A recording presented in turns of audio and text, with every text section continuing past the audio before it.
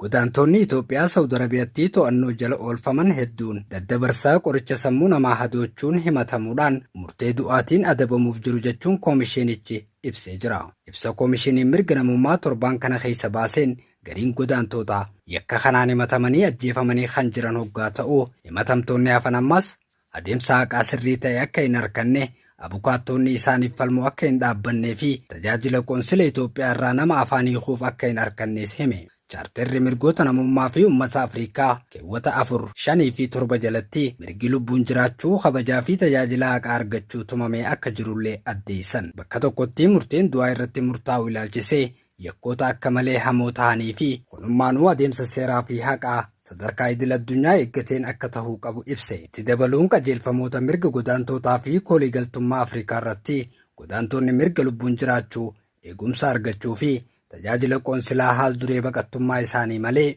argachuu akka qabanis hime. Tattaaffiin mootummaan Itoophiyaa qondaalota Saawud Arabiyaa waliin godhaa tures gaarii ta'uu kaasuun ammas lubbuu lammiilee isaa oolfachuuf karaa hariiroo dippiloomaasiitiin cimsee hojjechuu akka qabus dhaammatee jira. Dhaabbanni Human Rights Watch lammiileen Itoophiyaa 65 ta'an akka daddabarsa qoricha sammuu hadoochuun himatamuu kaasuun dhaabbileen mirgoota namummaa biyya keessaa fi idil addunyaa akkasumas dhaabbileen amantaa mootummaan Itoophiyaa lammiilee isaa kumaatamaan Saawud Arabiyaa jiraachaa turan karaa nagayaatiin akka gara biyyaatti galan deeggarsa godhaa turus garuu murtee ammaa kana jalaa baraaruu hin dandeenye. Osoo hin barfatin dubbii namichoonni Saawud Arabiyaa jidduu galuun lubbuu lammiilee kanaa oolchuu akka qabanis dhaamsa isaanii dabarfatan.